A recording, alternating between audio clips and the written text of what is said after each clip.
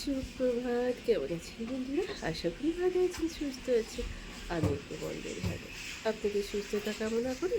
শ্রাবণীর MS ব্লগে আপনাদের নিয়ে শ্রাবণীর নতুন এক ভিডিওতে আপনাদের নিয়ে পথ চলা শুরু হলো।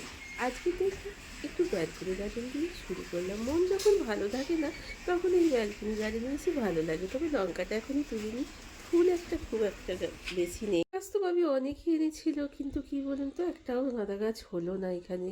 আর ব্যালকনিতে ঠিক মতো রোদ আসে না, তো তাই গাছপালা ঠিক মতো হচ্ছেও না। ভাবিটার আমার ভীষণই মন খারাপ, কিন্তু কিছু তো করার নেই বলুন। তো যাই হোক, আজকে তো মন্ডে, আজ তো বানাবো একটু লাল লাল তরকারি, যেহেতু আমার বাবিটার ভীষণ ফেভারিট, আমারও ভীষণ ফেভারিট। কিন্তু বাচ্চুবাবু খুব একটা পছন্দ করেন না এইসব জিনিসপত্র। তো এদিকে চা দিয়েছি, কালকে রাত্রে বেশ কিছু বাবির লাঞ্চ বক্সগুলো ধুয়ে টুয়ে রেডি করে রেখেছি। খোলাগুলো ফেলে দিতে একদমই মন লাগে না, জানেন তো।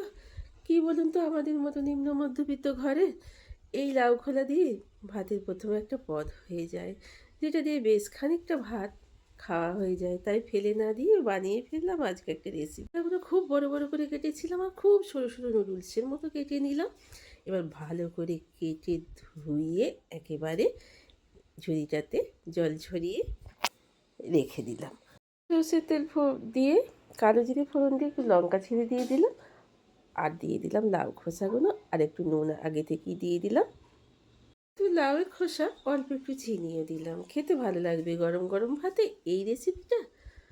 আপনার মনে হয়, আমার মনে হয় সব ভাতগুলোই খাওয়া হয়ে যাবে এই লাউয়ের খোলার জলেতেই রান্নাটা আমি করব। তো চলুন একটু ভালো করে নেড়ে ছেড়ে নিয়ে এইবার অল্প একটু চাপা দিয়ে রাখবো 5 মিনিটের মতো। সেই সকাল থেকে জলে ডুবিয়ে রেখে দিয়েছি। মনে হচ্ছে আজকে আর বেগুনগুলো এবেলা আর হবে না, আজকে হবে কি না সেটাও সন্দেহ আছে, হয়তো বা রাত্রিরে হতে পারে। তো আলু ভাজাটা কিন্তু আমাকে করতেই হবে। ডালটা অলরেডি হয়ে গেছে, আর এখানে লাল লাল তরকারিটাও হয়ে গেছে। তো চলুন, এইটা বাবিকে খানিকটা দিয়েছি আর খানিকটা রইল, সেটা আমার জন্য বাচ্চার জন্য একটু রাখবো। যদি ওর লাগে তাহলে রাত্রিরে ও নেবে, আর না খেতে ইচ্ছা হলে যা ভালো বুঝবে সেটাই করবে। তবে কোনো জিনিস নিম্ন মধ্যবিত্ত ঘরের মানুষদের ফেলে দেওয়া উচিত নয়, যেহেতু ফ্রিজ আছে, রেখে দিলে গরম করে কালকেও খাওয়া যেতে পারে। কিন্তু উনি বাবু একদমই ফ্রিজের খাবার খেতে চান না। তো চলুন, এদিকে লাউ খোসাটাকে আমি নেড়ে ছেড়ে আবার একটু নেড়ে ছেড়ে দিলাম, দেখলাম একটু সিদ্ধ হয়েছে কিনা। এবার চলে এলাম গুটি গুটি পায়ে বিছানা টিছানা পরিষ্কার করার জন্য। তবে ঘর দুয়ার ঝাড় দিয়ে আমি মোছামুছি করে নিয়েছি। একবার দেখিয়ে দিই ঘর দুয়ারটা, একেবারে পরিষ্কার পরিচ্ছন্ন হয়ে গেছে দেখুন। তো এবার বিছানাগুলো পরিষ্কার করে নেব, একেবারে পরিষ্কার পরিচ্ছন্ন হয়ে গেছে। তাই বলছি পায়ের তলাটা একটু ঠান্ডা কেন লাগছে। চটিটা এই ঘরে খুলে রেখে চটি খুঁজে বেড়াচ্ছি এক আমার হয়, জানেন তো। কারণ চটি না পরলে বাবারে এই পায়ের ঠান্ডা মাথায় উঠে বরবর চচ্চর পরপর নানান ধরনের শব্দ হবে। তো চলুন, না শব্দ হচ্ছেও, ভীষণই কষ্ট হচ্ছে শরীরে। এখনও আঁচড়ানো হয়নি, চুলটা আঁচড়ানোও হয়নি, সিঁদুরটাও পরা হয়নি, এত কাজের চাপ, এত কাজের তাড়া। তো চলুন আগে বিছানাটা পরিষ্কার করে ফেলি। আর সেই সঙ্গে দেখুন, সুন্দর করে জানলাটা খুলে দিয়েছি, আর কি সুন্দর বিছানায় রোদ এসছে দেখুন। বিছানাটা এত করে 4টে পর্যন্ত রোদ থাকবে, আর বিছানাটা গরম হয়ে থাকে। আর লাউ গাছগুলো দেখেছেন কিরম ল করে বাড়ছে। আমার বাড়ির গোলাপ গাছও বেশ কিছু গোলাপ হচ্ছে, সাদা গোলাপ, ভীষণই ভালো লাগছে। তো যাই হোক, তো চলুন এবার বিছানাটা ঝপঝপ করে গুছিয়ে ফেলি। ওদিকে লাউয়ের খোসাটা হয়ে গেলে বেগুনটা ভেজে আমি খেয়ে নেবো ভাত।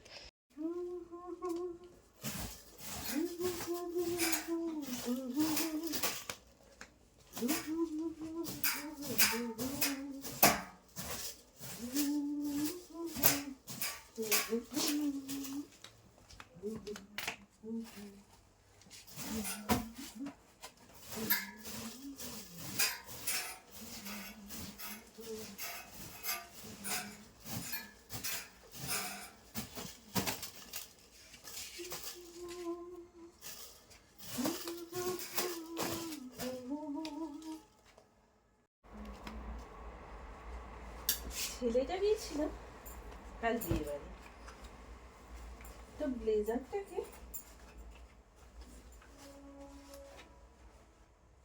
একটু রোদে দিয়ে রেখে দিয়েছিলাম, তো ধুলো পড়বে জানেন বন্ধুরা, তাই একেবারে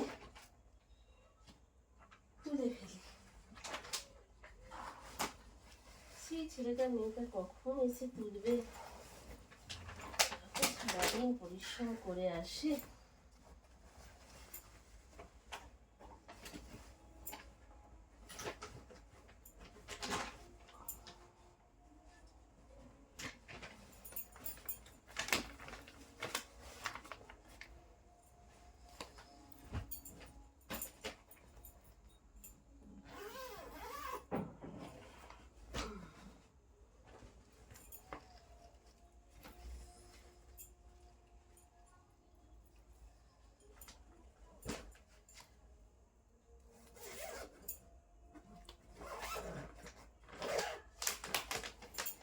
কমপ্লিট।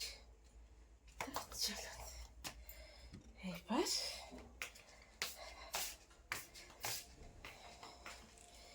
জায়গা মতো রেখে দিই।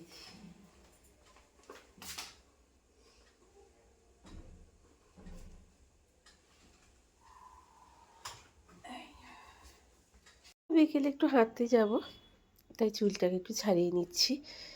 তো দুদিন ধরে চুলটাকে ঠিকমতো ভালো করে ছাড়াতে পারিনি জানেন তো, এত শরীরে কষ্ট ছিল। পিকনিক করে আসার পর থেকে ওখানে ভীষণ ধুলো ছিল, ফুটবল খেলার মাঠ ছিল তো, তাই একটা ফুটেজ দিয়েছি আমি আজকে থাম্বনেলে, যে ওই খেলাটাও হয়েছিল, যেটা বাচ্চুবাবু নেয়নি ফুটেজটা। আর কর্তামশাইরা যখন মানে ভিডিও তোলে তখন তো কেমন হয় বুঝতেই পারছেন, যা বলে দেবো সেটাই করবে, না বলে দিলে কিছুই করবে না। তো যাই হোক, তাহলেও সুন্দর সব কিছুটাই আমার লাইফে এখনও পর্যন্ত। তারপরে আপনাদের আশীর্বাদে আশা করি আরও সামনের দিকে একটু এগিয়ে যাব। ওই যে বললাম না, কি বলুন তো বন্ধুরা, স্বর্গের মতো সুন্দর বাড়ি না থাকলেও, উদ্যানের মতো বড় বাগান না থাকলেও, কিন্তু সংসারটা আমার স্বামী সন্তান নিয়ে সুখের। যেখানে অভাব আছে, অনটন আছে, কিন্তু একরাশ ভালোবাসা আছে। যদিও অবশ্য পয়সা না থাকলে কোনো কিছুটাই ঠিকমতো চলে না। কারণ কি বলুন তো, ভালোবাসা নাকি সিনেমার ডায়লগ আছে, জানলা দিয়ে চলে যায়। কি জানি বন্ধুরা, আমি তো ঠিক সেটা বুঝি না। অভাবটাকেও যদি আমরা মানিয়ে নিই, সেই মতো যেমন আয় ব্যয় করি, তো সংসারটাকে যেমন সামঞ্জস্যপূর্ণভাবে ঠিক মতো করেই চলে। আয়ের উপরে অবশ্য ব্যয়টা করতে হয়। তো যাই হোক, তাই বলছি, স্বর্গের মতো সুন্দর বাড়ি, বিশাল উদ্যানের মতো বাগান বাড়ি, এসব না থাকলেও মনে আনন্দ থাকলে সুন্দরভাবে গুছিয়ে স্বামী সন্তান নিয়ে ভালোবাসার সংসারটা অনেক দূর পর্যন্ত এগিয়ে যাওয়া যায় এবং টিকিয়ে রাখা যায়। তো যাই হোক, চুলটা এখানে, জামা কাপড়গুলো রইল, সন্ধ্যের পর এসে গোছাবো জানেন তো। এখন একটু হেঁটে আসি। বাঙ্গালোর থেকে আমাকে বলে দিয়েছিল 2বার করে হাঁটতে, কিন্তু সকালে তো বাচ্চাবাবু 6:30টায় খেতে বসে, তার আগে 3-4 তরকারি রান্না করে তবেই ওকে আমাকে দিতে হয়, তাই না? কারণ সেই সকালে একবার দুটো এক মুষ্টি ভাত খেয়ে যাবে।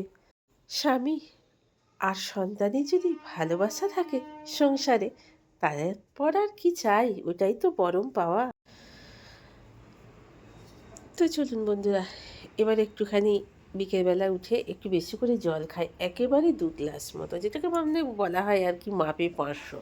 তো সেই জলটা খেয়ে একটু হেঁটে আসি, আবার সন্ধেবেলায় বেশ কিছুটা এসে জল খেয়ে নিই। এইভাবেই জলের সামঞ্জস্যটা শরীরে বজায় রাখতে হয়। কারণ বাঙ্গালোর থেকে বলেছিল মিনিমাম 3 লিটার জল তো সারাদিনে খেতে হবে, শীত গ্রীষ্ম হেমন্ত যতগুলো ঋতু আছে ততগুলোতেই। তুমি সূর্য, তুমি চন্দ্র, তুমি মহাপ্রভু হে, তুমি শক্তি, তুমি মুক্তি, তুমি মহাপ্রভু হে। তুমি ফুলে আছো, পাতায় আছো, জোয়ারে আর ভাটায় আছো। তুমি ফুলে আছো, পাতায় আছো, জোয়ারে আর ভাটায় আছো। তোমার লীলায় কত রঙে সময় ধরো প্রভু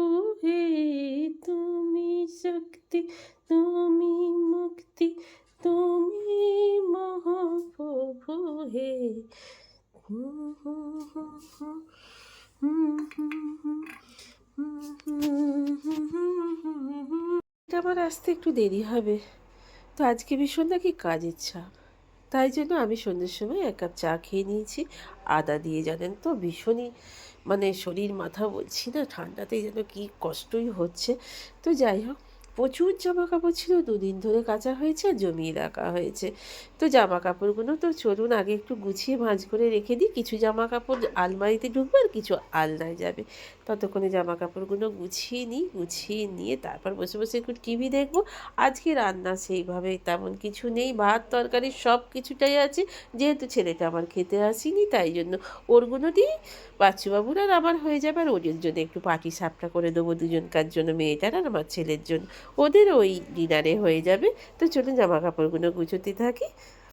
তো যেসব বন্ধুরা আমার সাথে আছেন, পাশে আছেন, আপনাদের অসংখ্য অসংখ্য ধন্যবাদ জানালাম।